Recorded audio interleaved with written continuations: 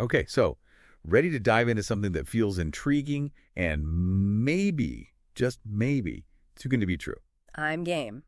What's on the agenda for today's deep dive? It's the Abraham Hicks prosperity game.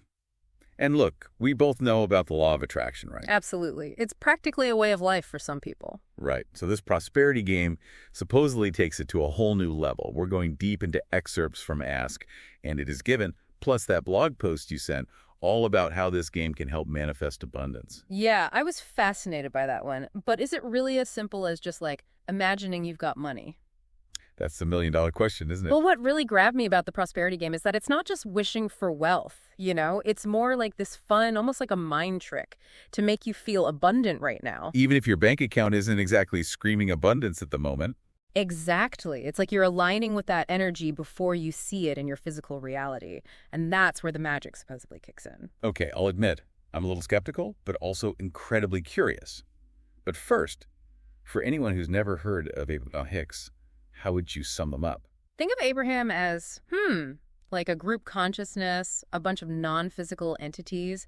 They offer these amazing insights through Esther Hicks. And they've been talking about the law of attraction for decades, right? Right, and it all boils down to aligning your energy with what you want to manifest. Which is where this prosperity game thing comes in. So it's not just about manifesting money. Exactly. It's bigger than that. It's about cultivating this feeling of abundance, but like in every single area of your life, relationships, work, your own creativity, even inner peace, which, let's be honest, we could all use a little more of. Okay, I can see how that connects to the whole law of attraction idea. Mm-hmm. But how do you actually feel abundant when realistically you're not surrounded by proof of it? Well, that's the genius of this game.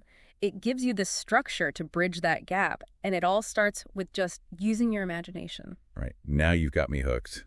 Let's break this game down. Yeah. So walk me through this. How do you actually play this prosperity game? What are the steps?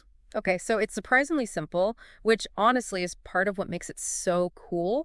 Basically, every single day, you just imagine, you visualize getting a check from the universe. Okay, I am 100% on board with the imaginary check part. But how much are we talking about here? So we're going to start you off with the cool $1,000. Love it. And here's where it gets fun each day. The amount goes up by another 1,000. Whoa, hold on. My imaginary bank account is about to be seriously impressive. Okay, but where does the whole asking part come in? What am I actually doing with all this cosmic cash? All right, so this is where it gets really interesting. You get to spend it. Dangerously fun. Right. But here's the catch. It can't be on just anything. The game wants you to really think about what you truly desire. Those experiences that would make your heart sing. You imagine buying those things, and you got to get specific. Oh, this is where my learner self is going to excel. I love making things sensory. I think I remember that in Ask, and it is given, they talk about getting specific. Right? Exactly. Don't just be like, I'm buying a new house. No way. Describe it. What does it look like? What's it feel like to walk in the door? Who are you sharing that house with? The more you can really feel it, the more you're tapping into that abundance right now. It's like daydreaming, but with a purpose. It almost feels too fun to actually work. But on a more serious note, what about when those doubts creep in? You know, that voice saying, this is never going to work, you're delusional. How do you handle that? The inner critic. Classic. You've got to remember, this is a process. Just like any new skill, right? It takes practice. Think of it like training for a marathon. Okay, I like where you're going with this. You wouldn't expect to run 26 miles on day one, would you? Not unless I wanted to be in serious trouble. Exactly. You start small, build up that endurance over time. So how does that translate to dealing with those doubts while you're doing this prosperity game? It's the same idea. Don't beat yourself up when those doubts show up. Just acknowledge them, maybe even thank them for trying to protect you, but then gently guide your focus back to those feelings of abundance. So it's less about making the doubts disappear and more about shifting your focus. Exactly. The more you play the game, the easier it gets. You start to see the abundance that's already present in your life, even the small stuff, the beauty around you, the people you love. It's like training your mind to seek it out. I love that. It's like you're shifting your energetic frequency, which is, of course, what attracts more of that same energy, which is what Abraham Hicks is all about. It all comes back to that, doesn't it? Aligning your energy with what you want. It's huge. And it reminds me of that line from Ask and It Is Given. something about the universe not knowing the difference between what's real and what we're just imagining. Oh, yeah. That's one of the big ones. He goes, the universe makes no distinction between the vibration you offer in response to what you're living and the vibration you offer in response to what you're imagining. Wow, that's a mouthful, even for Abraham. Right. So in terms of this prosperity game, what does that actually mean? Basically, the universe, it just responds to your energy, to your feelings. It doesn't care if those feelings are coming from something that's actually happening or something you're just vividly picturing in your mind. So when I'm playing the game and I'm like, really feeling good about spending this pretend money. Exactly. You're sending out this signal. You're telling the universe that's the energy you want to be aligned with. So it's not about tricking the universe. It's not like wishing on a star.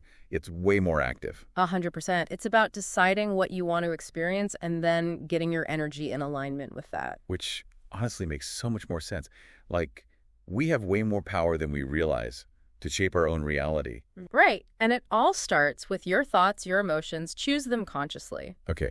But I know there's some people listening who are like, yeah, but has anyone actually manifested anything from this game? And that's fair, but you have to remember abundance. It shows up in so many ways.